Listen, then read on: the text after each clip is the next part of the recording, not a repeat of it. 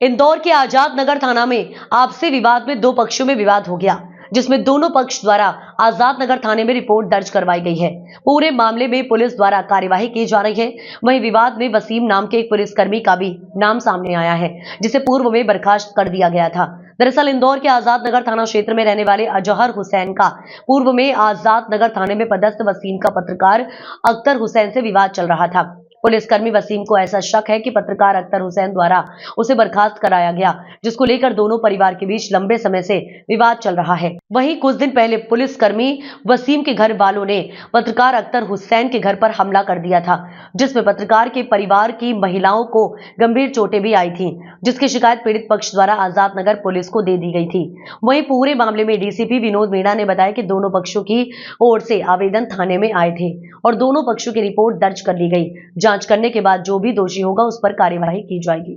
बुजुर्ग महिला के ऊपर हमला किया है, कौन है, किसने करवाया? देखिए, दो पक्षों में आपस में लड़ाई हुई है, जिसमें दोनों पक्षों द्वारा थाने पे आके रिपोर्ट दर्ज कराई गई।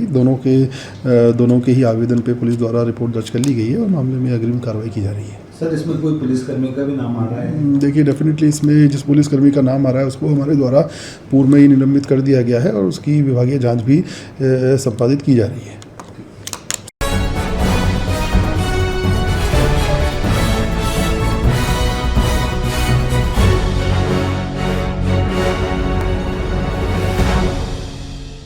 बालीपुर धाम में अंबिका आश्रम में श्री योगेश जी महाराज के निर्देशन में ब्रह्महीन श्री बाबा जी गजानन जी महाराज का 105वां जन्मदिन उत्सव बड़ी धूमधाम से मनाया जाने पर भारतीय सनातन संस्कृति का सैलाब बाली पर धाम उमड़ा। मातृशक्ति द्वारा प्रतिदिन दुर्गा चालीसा का 21 पाठ एवं हनुमान चालीसा का 21 पाठ किए गए तथा 7 दिन तक दिनांक 7 मार्च से 13 मार्च तक भागवत कथा का आयोजन हुआ। भक्तों की भीड़ को देखते हुए यातायात के सुचारू व्यवस्था एवं सभी कार्यक्रमों में शोभा यात्रा, पार्किंग, भंडारा, यातायात व्यवस्था एवं नियंत्रण को लेकर समिति एवं पुलिस प्रशासन द्वारा पूर्ण सहयोग रहा। गरबा मंडल एवं मां शक्ति द्वारा फाग उत्सव मनाया गया। प्रतिदिन श्रद्धालुओं ने भोजन प्रसादी भंडारा का लाभ लिया तथा अंतिम फाग पूर्णिमा जन्मदिन के उपलक्ष्य पर विशाल भंडारे का आयोजन, अधिक लोगों ने भंडारे का लाभ लिया।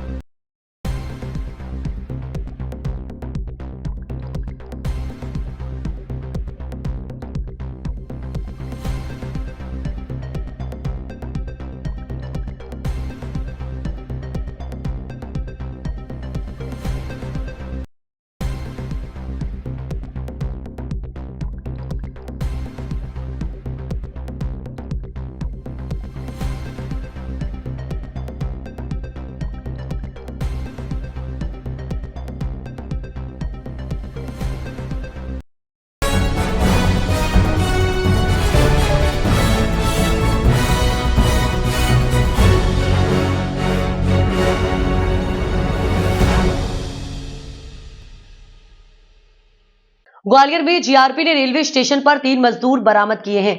दरअसल जीआरपी को आज एक सूचना मिली थी कि कुछ लोग पातालकोट एक्सप्रेस में बैठकर धर्मांतरण कराने पंजाब जा रहे हैं, जो कि छिंदवाड़ा जिले के रहने वाले बताए जा रहे हैं। इन लोगों को धर्मांतरण के बदले 1-1 लाख रुपए का लालच, बच्चों को अच्छे स्कूल में शिक्षा और विदेश भेजने का लालच दिया गया है। सूचना मिलते ही जीआरपी ने ग्वालियर पहुंचते ही पातालकोट एक्सप्रेस ट्रेन में छानबीन की तो S5 कोच से 3 यात्रियों को उतारा गया। इनमें रितेश प्रकाश 37 वर्ष, पिता का नाम जान प्रकाश, निवासी मिशन चर्च कंपाउंड, मना विश्वकर्मा 45 वर्ष, पिता का नाम फगनलाल, निवासी नोनिया करवल पड़तला, राकेश 41 वर्ष, पिता का नाम विजय नागवंशी, निवासी छिंदवाड़ा शामिल है।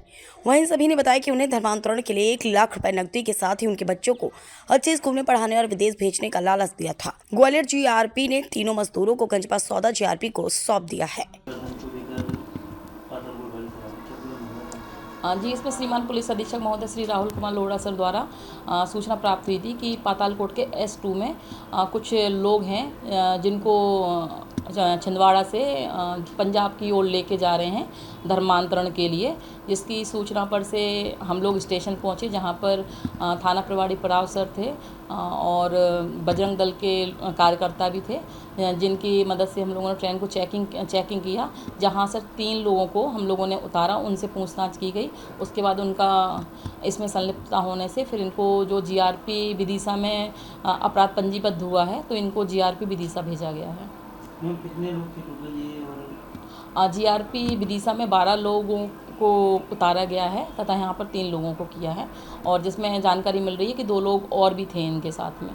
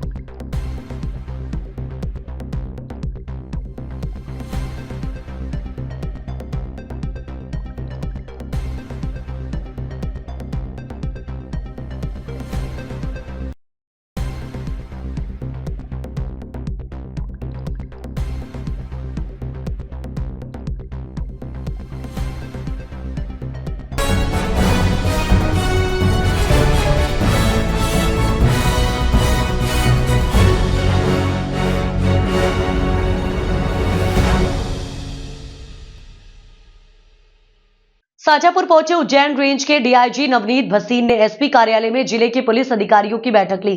इस दौरान उन्होंने आगामी त्योहारों के मद्देनजर कानून एवं शांति व्यवस्था बनाए रखने को लेकर सुरक्षा व्यवस्था की गहन समीक्षा करते हुए अधिकारियों को संवेदनशील क्षेत्रों में विशेष सतर्कता बरतने तथा पीएचक्यू द्वारा अपराधों पर अंकुश लगाने के जारी की गई पुलिस माइक्रोबीट प्रणाली को लेकर आवश्यक दिशा निर्देश दिए। डीआईजी नवनीत भसीन ने जिले में आवश्यक पुलिस बंदोबस्त, गश्त व्यवस्था, यातायात प्रबंधन और असामाजिक तत्वों पर कड़ी निगरानी रखने तथा त्योहारों के दौरान शांति एवं सौहार्द बनाए रखने के लिए आम जन से संवाद स्थापित करने के निर्देश दिए। बैठक में वरिष्ठ पुलिस अधीक्षक यशपाल राजपूत, एएसपी टीएस बखेल सहित पुलिस अधिकारी मौजूद थे। इस दौरान स्थानीय रेस्ट हाउस पर डीआईजी नवनीत भसीन ने कलेक्टर सुश्री रिजू बाफना, वरिष्ठ पुलिस अधीक्षक यशपाल राजपूत से जिले की कानून व्यवस्था को लेकर चर्चा की। होली, रंग पंचमी और अन्य त्योहारों को लेकर लगातार पूरे क्षेत्र में हम लोग भ्रमण कर रहे हैं और हमारा मूल उद्देश्य है कि हमारे सभी त्यौहार बहुत उल्लासपूर्वक और शांतिपूर्ण तरीके से संपन्न हो। इस क्रम में पुलिस के द्वारा जो तैयारियां की जा रही हैं उसकी समीक्षा आज की गई और सभी से चर्चा के दौरान ये पाया कि हमारे जो डीजीपी साहब ने अभी बीट सिस्टम में माइक्रो बीट सिस्टम को प्रारंभ किया है, उसका प्रयोग हमारे शाजापुर के सभी थानों में शुरू हो चुका है और उसके चलते काफ़ी तीव्र गति से नेटवर्क में भी हमारे थाना स्टाफ का विस्तार हुआ है। समाज में सभी के साथ मिलकर शांति समिति का आयोजन किया गया है। जिला प्रशासन की पूरी टीम मिलकर काम कर रही है और जहाँ भी होली का दहन होना है वहाँ पर लगातार फोर्स मूवमेंट, जहाँ भी कोई ऐसे स्थल है जहाँ लगता है कुछ समस्या हो सकती है, किया जा रहा है और पूरी टीम का जिला प्रशासन का, शाजापुर का पुलिस और जिला प्रशासन का शांति समिति इत्यादि के माध्यम से, फ्लैग मार्च इत्यादि के माध्यम से प्रयास है कि पूरे त्यौहार उल्लासपूर्ण वातावरण में शांतिपूर्ण तरीके से संपन्न हो और किसी प्रकार की घटना संपन्न ना हो जो हमारे लिए एक प्रॉब्लम क्रिएट करे या अपनी घटना संपन्न ना हो।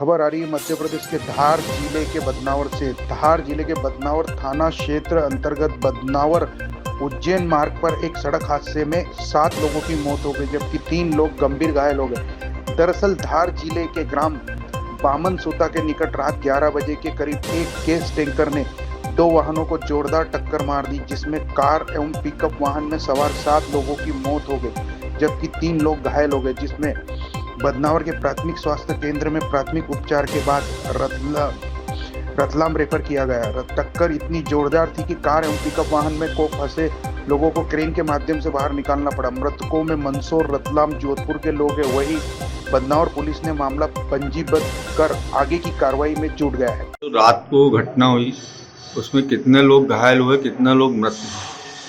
रात में एक दुखद हादसा हुआ है बदनावर उज्जैन फोर लेन पे, जिसमें 7 लोगों की मृत्यु हो गई और 3 लोग घायल हैं, जिसमें 3 लोग मंदसौर के निवासी हैं मृत में और 1 3 जोधपुर के निवासी। घायलों को कहाँ भेजा गया है? एक घायल का उपचार बदनावर में ही चल रहा है, 2 घायलों को मेडिकल कॉलेज रतलाम रेफर किया गया है। हादसे का कारण क्या रहा? हादसे का कारण जो अभी तक समझ में आया है कि एक गैस का कैप्सूल रॉन्ग साइड से आ रहा था और उसने इन दोनों कारों को टक्कर मार दी। आपका शुभ नाम? अमित कुशवाहा, थाना प्रभारी बदनावर।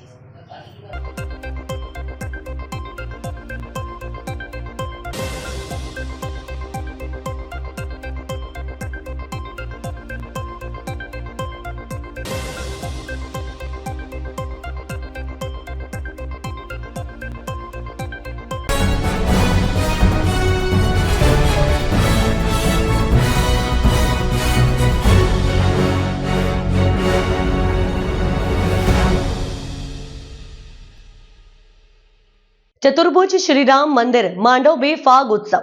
चतुर्भुज श्री राम मंदिर मांडव में महंत श्री नरसिंह दास जी के सानिध्य में रामायण मंडल मांडव द्वारा फाग उत्सव का आयोजन धूमधाम से मनाया गया। विगत कई वर्षों से ट्रस्ट संस्थान श्री राम मंदिर द्वारा चली आ रही परंपरा को अनवरत जारी रखते हुए होली व रंग पंचमी के आयोजन किए जाते हैं, जिसमें मुख्य रूप से नालछा की राधा कृष्ण फाग मंडली के श्री देवाजी यादव के द्वारा फाग गीतों की प्रस्तुति दी गई, जो विगत 35 वर्षों से सुमधुर होली गायन करते आ रहे हैं। देवाजी आसपास के धार्मिक स्थलों पर भी जाकर सुंदरकांड, हनुमान चालीसा व रामायण जी का पाठ करते हैं। नर्मदा जी के अनन्य भक्त हैं। देवनारायण जी यादव के साथ नालछा से कोरस में अभिषेक कुलकर्णी, कैलाश ग्वाल, घनश्याम जाट, गबरू ग्वाल घेरे पर, राम बाबू ग्वाल, करण ग्वाल ढोलक पर, सिद्धू आदि लोगों ने शानदार प्रस्तुति देकर सबका मन मोह लिया। उपस्थित श्रोताओं द्वारा भगवान के मंदिर में नृत्य कर उत्सव में हिस्सा लिया। आयोजन में कंटीपुरा की फाग टोली द्वारा भी होली के लोकगीतों के माध्यम से अपनी प्रस्तुति दी।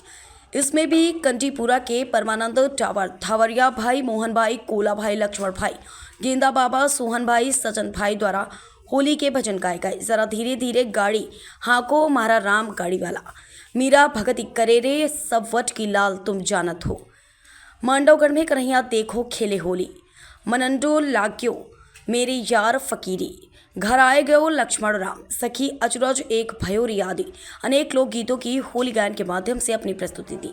इस अवसर पर रामायण मंडल मांडव द्वारा भी अनेक फाग गीतों की प्रस्तुति दी गई। सभी दूर से पधारे श्रद्धालुओं को स्वल्प आहार और चाय के पश्चात रामायण मंडल द्वारा सभी पधारे अतिथियों का केसरिया गमछा द्वारा स्वागत किया गया। इस अवसर पर रामायण मंडल के रविंद्र परिहार, शिवराम वर्मा, श्याम मंटवाल, जयंत परिहार, कृष्णा यादव, ओम यादव, रुपेश श्रीवास्तव, सुरेश सेन, राजेश सेन, मनोहर ठाकुर, भप्पू भाई, राजेंद्र यादव, राजेश सेन, संदीप लीला, भूपेन्द्र सिसोदिया, खोजू ठाकुर, अभिषेक तिवारी, साबू आदि उपस्थित रहे। अंत में आयोजन का आभार पंडित श्री महन जी शर्मा द्वारा किया गया।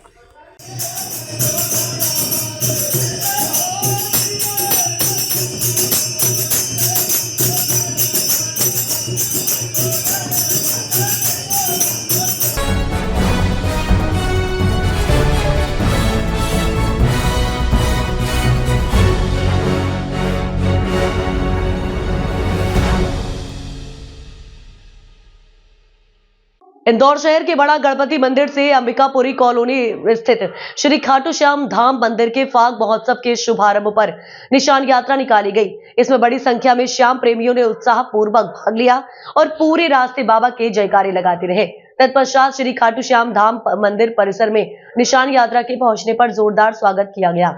इस दौरान श्री श्याम भक्तों ने ढोल नगाड़ों की थाप पर नृत्य किया। उक्त निशान यात्रा के दौरान पुलिस प्रशासन भी साथ साथ चलता रहा। निशान यात्रा की खासियत यह है कि यहाँ 2 थाना क्षेत्र बनाए गए हैं, एक मल्हारगंज और दूसरा एरोड्रम थाना। दोनों थाने अपने अपने थाना क्षेत्र की सीमा तक यात्रा के दौरान मौजूद रहते हैं। इसी क्रम में 10 मार्च को दोपहर 2:30 बजे बाबा के दरबार में महिला मंडल द्वारा भजन संध्या शाम 7 बजे, पावन ज्योत दर्शन एवं अलौकिक श्रृंगार दर्शन तथा 11 मार्च को शाम 7:30 बजे महाआरती एवं विशाल भजन संध्या का आयोजन किया गया है। इस अवसर पर फाग महोत्सव को विशेष बनाने के लिए बाबा श्याम के 7 रंगों की होली खेली जाएगी। उक्त जानकारी संवाददाता को देते हुए महंत श्री नीलेश कुमार शर्मा ने सभी श्री श्याम भक्तों से अपील की है कि वे अधिक से अधिक संख्या में खाटू श्याम धाम मंदिर, अंबिकापुरी दरबार एरोड्रम रोड पर पधार कर धर्म लाभ उठाएं।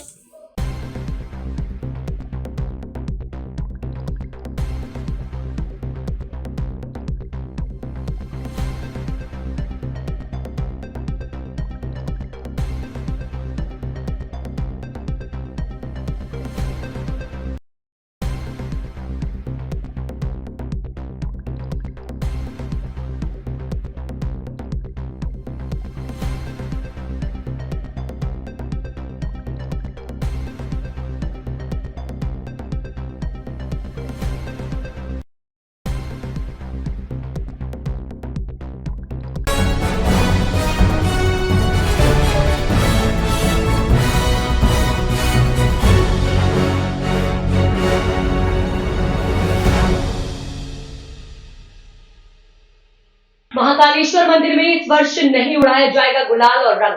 भगवान महाकाल को प्रतीकात्मक गुलाल लगाया जाएगा। मंदिर परिसर में भी होली खेलने पर प्रतिबंध। महाकाल मंदिर समिति ने लिया फैसला।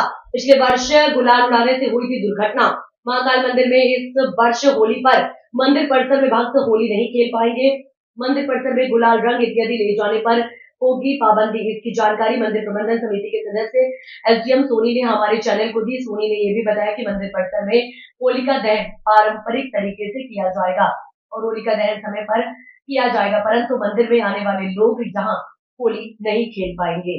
देखिए हमारे संवाददाता शंभू राठौर की होली पर महाकाल मंदिर से खास खबर। अभी होलिका दहन होने वाला है। महाकाल मंदिर में भी होलिका दहन किया जाता है और इसको लेके जो है प्रशासन की ओर से क्या क्या तैयारी की गई और क्या क्या नियम जो इस बार बनाए गए हैं।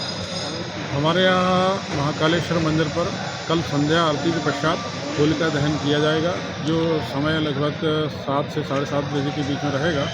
आप पीछे देख रहे होंगे होलिका दहन की तैयारियाँ यहाँ चल रही हैं, लकड़ी कंडे आ गए हैं। और इस बार हमने ये महाकाल मंदिर प्रबंधन समिति में निर्णय लिया गया है कि आरती के समय केवल 1 किलो गुलाल कोठार शाखा से प्रदाय किया जाएगा। इसके अतिरिक्त अन्य कोई गुलाल लेकर मंदिर परिसर में नहीं आएगा। इसी प्रकार से 14 तारीख को प्रातः होने वाली भस्मारती में भी कोठार शाखा से ही गुलाल प्रदाय किया जाएगा।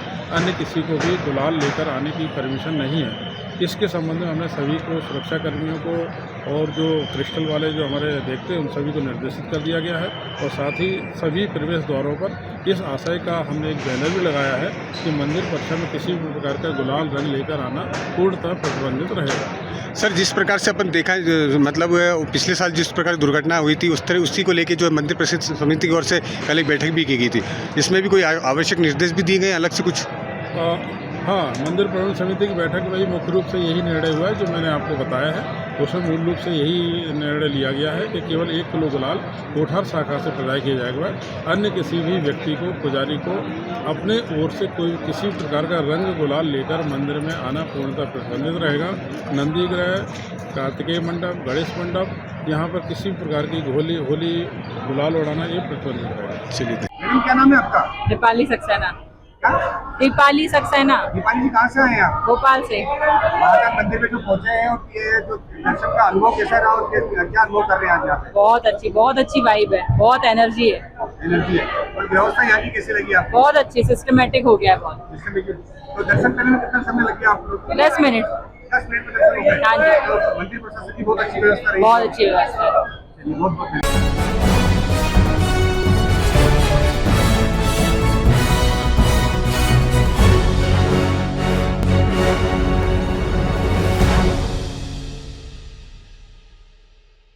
उज्जैन जिले की खाचरो तहसील में सोने मकान में चोरी का एक मामला सामने आया है।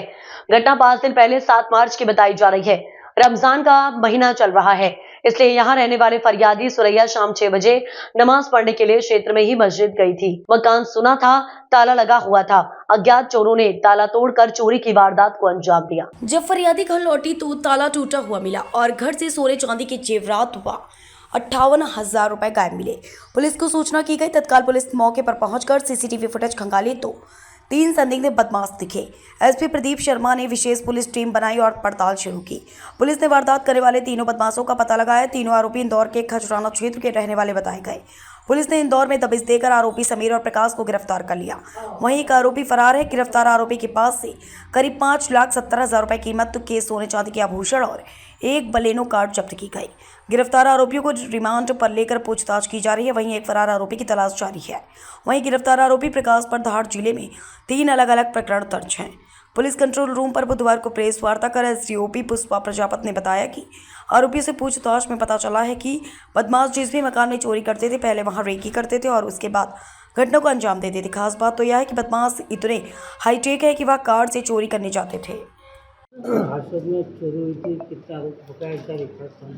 7/3/2025 को जैसे हाथरस थाने पे सूचना प्राप्त हुई थी कि शाम को 6 बजे सोने मकान में जो महिला रमज़ान का महीना चल रहा है मस्जिद में गए थे। उस समय कोई अज्ञात व्यक्ति ताला तोड़कर कीमती सामान सोने चांदी का और 58,000 रुपये नगद ले गया। जब पुलिस ने तुरंत वहां जाकर सीसीटीवी फुटेज चेक किए तो 3 बदमाश उसमें दिखाई दिए। जब आसपास सूत्र स्थापित करके उनके फुटेज वगैरह हमने भेजे तो ये पता चला कि ये इंदौर खजराना के रहने वाले हैं। तुरंत ने टीम वहाँ पहुंची और 2 लोगों को उसमें से गिरफ्तार कर दिया। एक आरोपी जो अभी नहीं मिला है वो फरार है। इसमें ये है कि इनका तरीका वारदात ये रहता है कि ये पहले रेकी करते हैं और सूने मकानों को अपना टारगेट बनाते हैं। इसमें सभी आरोपी गिरफ्तार हो गए। इसमें 2 आरोपी गिरफ्तार हो चुके हैं जिसमें ससुर और दामाद है। ससुर जो इसमें है एक अभी फरार है, एक समीर नाम का लड़का और एक प्रकाश, 2 पुलिस की गिरफ्त में है। कुल कितने का मशरूका जब्त हुआ? कुल मशरूका 11,82,000 रुपये का इसमें जब्त हुआ है।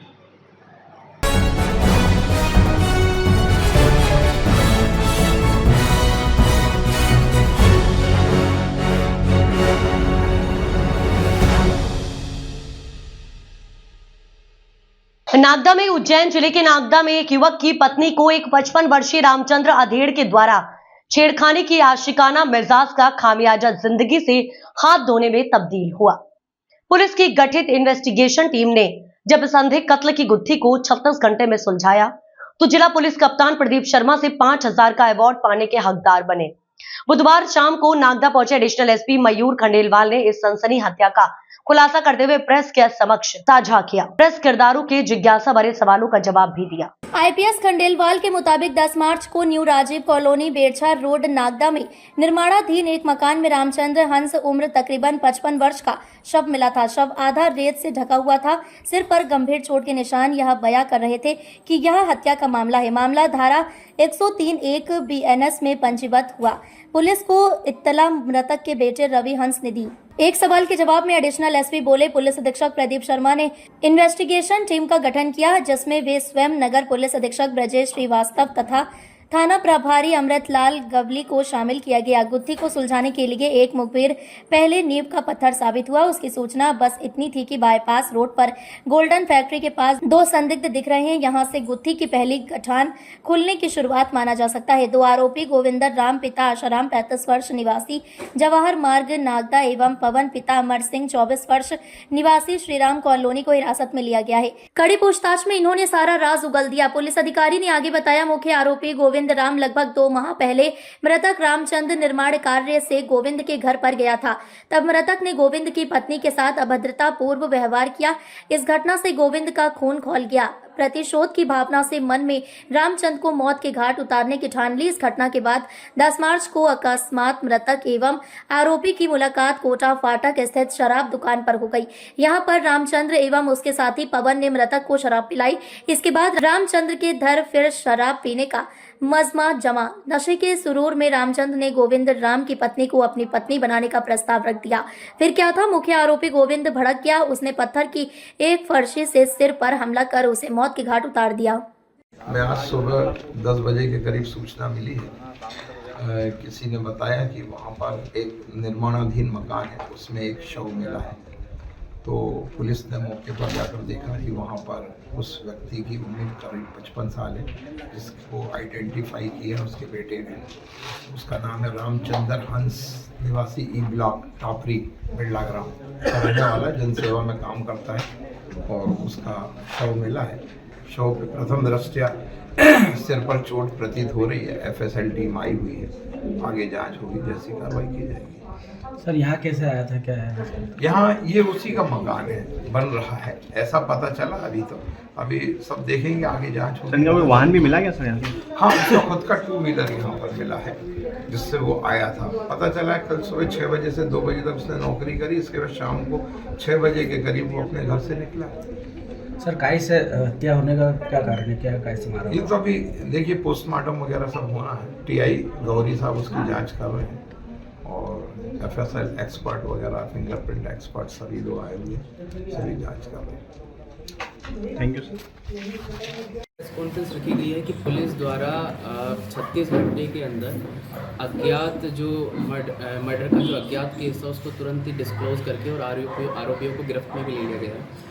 घटना का इस प्रकार है घटना कि 10 मार्च को पुलिस को सुबह सूचना प्राप्त हुई थी कि एक अज्ञात शव न्यू राजीव कॉलोनी नागदा में मिला है, जहां पर पुलिस मौके पर तुरंत पहुंची और पुलिस ने उस शव को रामचंद्र हंस नाम के व्यक्ति के रूप में आइडेंटिफाई किया है। उसके बाद तत्कालीन रूप से माननीय एसपी साहब प्रदीप शर्मा सर के निर्देशन में एक टीम को गठित किया गया। उस विशेष टीम ने 36 घंटे के अंदर दोनों आरोपियों को गिरफ्तार कर लिया गया है। आरोपियों के नाम है गोविंद राम और पवन। इन दोनों आरोपियों को गिरफ्तार कर लिया गया। सर मुख्य वजह क्या बताई जा रही है? इसकी वजह मुख्यतः यह है कि जो मृतक ने आरोपी की पत्नी के साथ लगभग 2 महीने पहले छेड़छाड़ की थी, तो उस अभद्र व्यवहार के चलते उसने एक योजना बनाई और उस योजना में जो मृतक को शराब पहले पिलाई और फिर पूरी योजना के तहत उसकी हत्या की। किस चीज़ से इनको गिरफ्तार किया गया bypass road golden chemical factory के पास दोनों गिरफ्तार। ये दोनों ही दिहाड़ी का काम करते हैं और उसके साथ उससे मृतक से जान पहचान भी इसी संबंध। कहाँ के रहने वाले सर? दोनों ही नागदा के रहने वासी। सर दोनों को आपराधिक रिकॉर्ड है क्या दोनों का? नहीं, अभी तक कोई आपराधिक रिकॉर्ड उनके। तो इन्होंने वारदात कैसे अंजाम दिया, मतलब किस हथियार का उपयोग करा, उन्होंने कैसे इन्होंने मारा, मतलब कितनी बजे मारा इन्होंने? जैसे बता रहे शाम को 6 बजे से घर से निकले थे, तो ये इसमें क्या है कि 10 तारीख की बात है। 10 तारीख को अपने को जब सूचना मिली थी तो अपन ने उसको डेवलप करा था। उसमें ये पता चला है कि ये आरोपी गण मृतक से करीब 3-4 महीने पूर्व से परिचित थे। मृतक ने अपने घर में काम भी इन लोगों से मजदूरी का कराया था। मकान निर्माण जो न्यू राजीव कॉलोनी में हो रहा था, वहाँ पर इन्होंने काम करवाया था, उसकी वजह से इनका परिचय था। बाद में मृतक एक बार इनके घर, 2 बार इनके घर भी गया, तो 2-3 बार घर जाने पर कहीं उसने उसकी पत्नी के साथ अभद्रता करी, जिसकी वजह से मुख्य आरोपी जो गोविंद राम है, जिसके घर गए थे, गोविंद राम को बुरा लगा। फिर गोविंद राम ने इस बात को लेकर घटना दिनांक जो 9 तारीख थी, उस दिन ये दोनों मुख्य आरोपी दोनों जो है ये इनको कोटा फाटक पे मृतक को मिल गए। तो मृतक ने इनको अपने साथ शराब पीने के लिए बुलाया, तो इन्होंने इसको जानबूझकर वहाँ आरोपी गण इसको मृतक को ये बोला कि यहाँ नहीं कहीं और पिएंगे, और ऐसा करके मृतक के जो निर्माणाधीन मकान है वहाँ ले गए और इन्होंने स्वयं ने कोई शराब नहीं पी बल्कि मृतक को पिलाते रहे। और इस बीच में फिर इन्होंने मौका पाकर मुख्य आरोपी ने इसके साथ वारदात कर दी। कब मारा? रात में मारा, दिन रात के समय करीब 9 बजे रात को इसके साथ फरार हो गए, मतलब नागदा घूमे कहीं फरार हो गए। हाँ, इसके बाद में ये वहाँ से घर जाकर सो गए, अगले दिन काम पे रहे। इस बीच में पुलिस की सख्ती देखी, इनको भी पता चला कि पुलिस को इसका हत्या का पता चल चुका है, तब इन्होंने फिर यहाँ से फिर पुलिस तक कैसे पहुंची, मतलब पुलिस तक कैसे पहुंची? पुलिस तकनीकी साक्ष्य ली, पुलिस ने तकनीकी साक्ष्य का संकलन करा, जो भी घटनास्थल और घटनास्थल के आसपास साक्ष्य और मुखबिर की सूचना दोनों के आधार पर पुलिस को दोनों ही को गिरफ्तार करने में सफलता प्राप्त। सर जिस तरह से मृतक की चप्पल घटनास्थल से दूर दिखाई दी, तो क्या पुलिस को गुमराह करने का भी काम किया गया? हाँ, ये जानबूझकर किया गया था कि उसकी पैंट उतार दी गई और चप्पल दूर फेंकी गई ताकि पुलिस को अन्य लीड मिला तो पुलिस ने महिला से सिर्फ केवल छेड़छाड़ थी या फिर कोई संबंध स्थापित थे कुछ इसमें? अभी की पूछताछ के आधार पर छेड़छाड़ का ही मामला पता लगा है। संबंध कैसे पता लगा? सर दोनों आरोपी दोस्त हैं, मित्र क्या मतलब रिश्तेदार क्या दोनों आरोपी आपस में क्या? हाँ, दोनों आरोपियों के जैसे मजदूर वर्ग के व्यक्ति हैं तो आपस में काम करना रहता है, तो दोनों की दोस्त। इसमें किसकी पत्नी थी? दोनों आरोपियों में से किसकी पत्नी? गोविंद की पत्नी थी वो। रिमांड लेंगे सर, जेल भेजेंगे? वही भी पत्थर पड़ा हुआ पत्थर था, उसी से ही सर पर वार किया। इनका रिमांड लेंगे या आज कल जानकारी ऐसी लगी है कि गोविंद ये जिले पंजाब वगैरह का रहने वाला था या मजदूरी करना है। स्थिति बहुत गरीब है, बहुत स्थिति खराब थी उसकी, इसलिए वो उसकी मृतक के पैंट भी पहनने के लिए ले गया था। 4 वर्ष पूर्व इंडिया से आए थे यहाँ पे और उसके बाद मजदूरी कर रहे थे। नागदा में एक जवाहर मार्ग पर रहता है और एक श्री राम कॉलोनी में रहता है।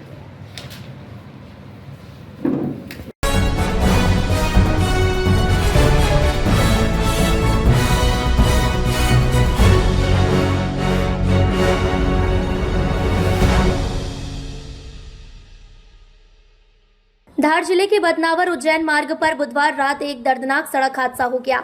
इस हादसे में अब तक 8 लोगों की मौत हो चुकी है, जिनमें पिकअप वाहन में सवार 4 और कार में सवार 4 लोग शामिल हैं। इस हादसे में पिकअप वाहन के चालक और अन्य 2 लोग गंभीर रूप से घायल हुए हैं, जिनका इलाज चल रहा है। सूत्रों के मुताबिक बुधवार रात लगभग 11:30 बजे एक गैस टैंकर जो रॉन्ग साइड से उज्जैन की ओर आ रहा था ने पिकअप और कार को टक्कर मार दी। हादसे के बाद पिकअप वाहन गैस टैंकर के नीचे जा घुसा, जिससे पिकअप में सवार 3 लोगों की मौके पर ही दर्दनाक मौत हो गई। घायलों को बदनावर के सिविल अस्पताल भेजा गया, लेकिन रतलाम रेफर के दौरान 2 और लोगों ने दम तोड़ दिया। हादसे के बाद पुलिस और स्थानीय ग्रामीणों की मदद से क्रेन की सहायता से शवों को बाहर निकाला गया। इस घटना में गैस टैंकर का चालक भी घायल हुआ है। यह हादसा एक गहरी शोक और हताशा का कारण बन चुका है। पुलिस मामले की जांच में जुटी है और आगे की कार्यवाही जारी है। वाहनों की स्थिति को देखकर आप अंदाजा लगा सकते हैं कि किस तरीके से लोगों की दर्दनाक मौत हुई होगी। देखिए, सबसे पहले तो बहुत ही दुखद घटना हुई है और इस जो नया 4 लेन हाईवे रोड बना है, इस पे जो घटना हुई है उसमें रोड इंजीनियरिंग और थोड़ा सा जो ड्राइवर चला रहा था उसकी नासमझी से वो उल्टे लेन पे आ गया। जो रोड 1 वे होना चाहिए वो उल्टे लेन पे आ जाने के कारण सामने से गाड़ी टकरा गया। तो जो मौका मैंने देखा है, मेरे साथ मेरी कोई समिति है, NHI के अधिकारी हैं, MPRDC अधिकारी हैं, PWD हैं, RTO हैं, लोकल हमारा पुलिस DSP साहब हैं, सारे लोग हैं। तो मैंने पूरा देखने के बाद उनको ये बताया है कि जब हाईवे सामने जा रहा है और हाईवे से उतरने का जो बदनावर चौपाटी तक रोड जा रहा है और चौपाटी से नीचे जो रतलाम रोड है, वहाँ आने के बाद जो आदमी फिर चढ़ता है हाईवे उल्टा चढ़ जाता है। तो हम लोग इसके आगे ऐसी घटना ना हो, सबको मैंने इंस्ट्रक्शन दिया है कि दोनों तरफ रंबल अच्छे रंबल बनाए जाए, गैप देकर रंबल बनाए जाएंगे और रोड साइड बनाया जाएगा, ताकि कोई भी व्यक्ति किसी भी तरह से रोड पे आता है उसको स्पष्ट मालूम हो जाए कि कौन सा लेन चढ़ने वाला है और कौन सा लेन उतरने वाला है। अगर ये आदमी रॉन्ग साइड से अपने रॉन्ग रोड पर नहीं चढ़ता तो घटना नहीं होती। तो हम रोड साइन लगाएंगे, रंबल्स लगाएंगे, हाईवे पेट्रोलिंग बढ़ाएंगे। हमारी MPRDC RDC की टीम भी आकर के जो धार रतलाम रोड है वहाँ पे भी जो डिफॉल्ट है वो भी करेंगे। साथ में लोगों को जागरूकता भी फैलाएंगे कि नया नया हाईवे बना है, कहाँ पे कौन सा क्रॉसिंग है, कौन सा आपका ट्रेंगल है, तो इसका भी हम प्रयास करेंगे। और जो रात में एक्सीडेंट हुआ है, जो गाड़ियाँ क्षतिग्रस्त हुई है, उसको भी हम अपने सैंपल पर लगाएंगे कि कोई भी लापरवाही हो, इतनी बड़ी घटना हो सकती है। तो घटना बहुत दुखद हो, आगे इससे घटना ना हो, उसके लिए हमारी पूरी टीम काम करेगी। साथ ही इसको ब्लैक स्पॉट भी चिन्हित करेंगे। तो यहाँ पे हम लोग और मिलजुल के काम करेंगे ताकि ऐसी घटना नहीं हो। जो लोग दिवंगत हुए हैं उनके पूरे परिवार के साथ मेरी सहानुभूति है और हम लोग उनके साथ शासन की ओर से सर मृतकों को कोई आर्थिक सहायता दी गई? कलेक्टर साहब को सारी बात बताऊँगा मैं और जो भी बात है। Thank you.